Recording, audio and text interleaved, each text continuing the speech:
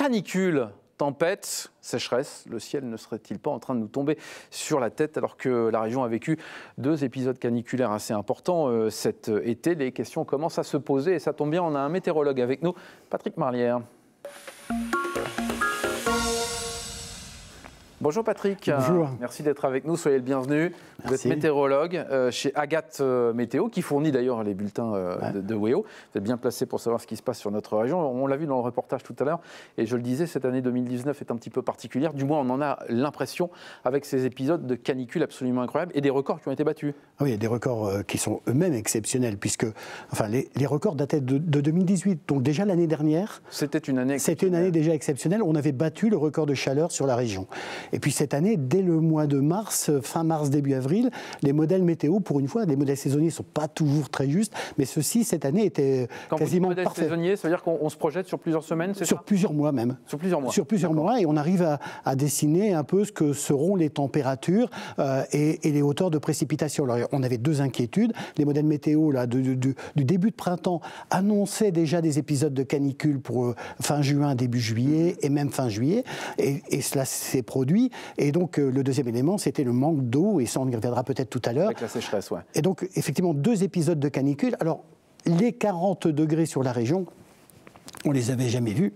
Et puis même nous, dans les scénarios du changement climatique, du réchauffement climatique, on a regardé là, dans nos archives, on avait des bulletins météo qui étaient futuristes, ouais, et qui annonçaient des températures de 20 degrés, 22 degrés le matin et de plus de 40 l'après-midi, mais on annonçait ça pour 2050. Et là, on est en 2019. Et c'est arrivé cette année. Donc voilà, c'est inquiétant. Comment on explique justement cette chaleur intense qui a été ici sur notre région pendant plusieurs jours? Alors, des épisodes de chaleur comme cela, on les a régulièrement. C'est-à-dire que oui, voilà, l'été, selon la position des anticyclones et des dépressions, l'air chaud remonte d'Afrique, un air particulièrement chaud cette année déjà sur l'Afrique, et qui est remonté, et puis qui a circulé plusieurs jours consécutifs, et qui est arrivé jusqu'au nord de l'Europe, amenant des températures tout à fait exceptionnelles, puisque sur l'ensemble de la région, que ce soit à Dunkerque, à Lille ou dans l'Avesnois, on a dépassé les 40 degrés. Oui, incroyable. Vous avez parlé de l'eau qui commence à manquer depuis plusieurs mois. Hein. D'ailleurs, notre région est en alerte sécheresse. Ça aussi, c'est un phénomène exceptionnel. Ah oui, bah là, il manque d'eau. Tout le monde. 85 départements sur l'ensemble de la France qui sont en vigilance. Sur le Nord, Pas-de-Calais, la Picardie, là aussi, on a. Mais nous, on a été dans les premiers. Ah, on était dans les premiers, et on l'est toujours. Et malheureusement, ça ne va pas vraiment s'arranger. Alors, effectivement, on est en vigilance. Aujourd'hui, les chambres d'agriculture, et particulièrement celles de la région Nord-Pas-de-Calais, s'intéressent vraiment à donner des bonnes indications aux agriculteurs pour avoir des arrosages pertinents, pour avoir un suivi pertinent.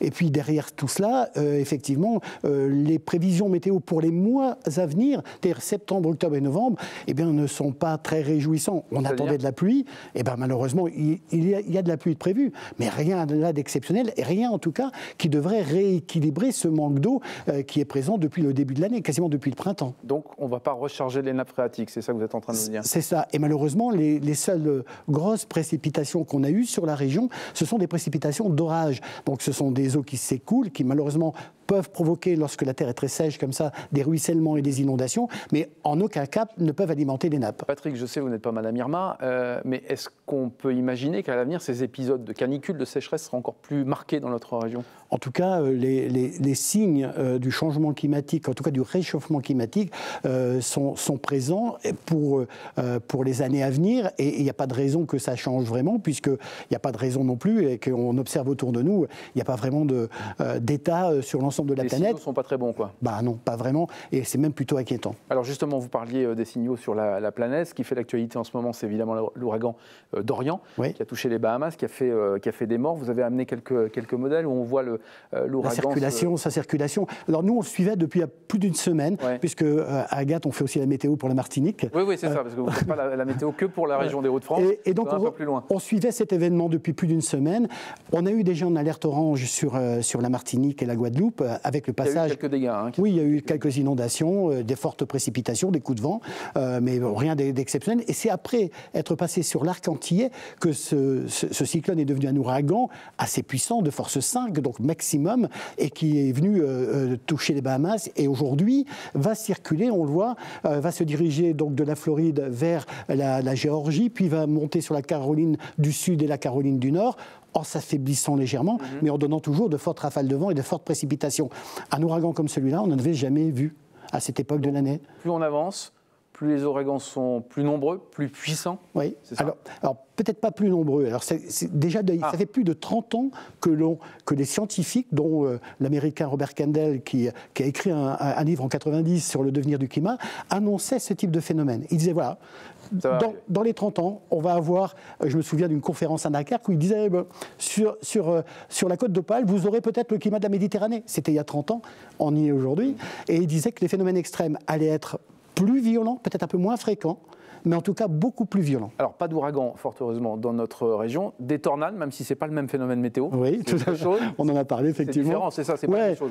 La tornade est un phénomène météorologique qui peut se passer sous un nuage d'orage qui compose les ouragans. Ouais. Donc, il est probable d'avoir des tornades sous les ouragans. Alors, allez-y, je vous en prie. Donc les ouragans, ce sont des phénomènes qui se produisent chaque année, qui se font le long de l'équateur, qui se font à l'ouest de l'Afrique, qui circulent sur l'Atlantique, qui arrivent sur l'arc antillais, remontent sur la Floride. Tous les ans, on a à peu près le même scénario, plus ou moins, des trajectoires différentes. Et quelquefois, ces ouragans et ces cyclones repartent dans l'autre sens, retraversent l'Atlantique et arrivent, comme l'année dernière, jusqu'au Portugal. C'est-à-dire qu'on a eu un ouragan l'année dernière qui s'appelait Leslie. On a une planète, en fait. Ouais, voilà. Tout est lié. Et tout est lié.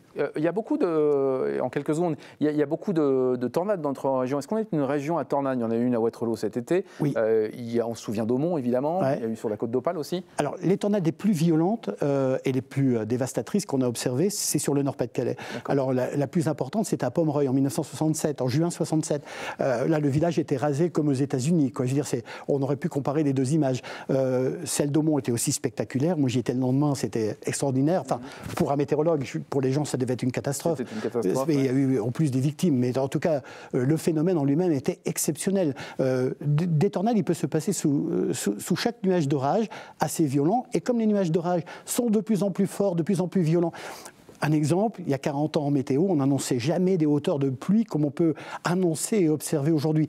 Et ce phénomène va s'accentuer. Donc on peut craindre malheureusement le pire pour des phénomènes exceptionnels, peut-être un peu moins fréquents, mais en tout cas de plus en plus forts. Merci beaucoup, Patrick Marlière d'Agathe Météo, qui fait donc la météo pour les Hauts-de-France sur WEO, mais pas que. Hein. Ah, pas que.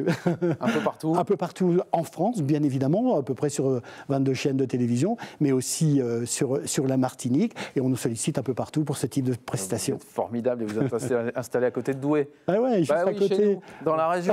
Merci Patrick Marlière, à très vite.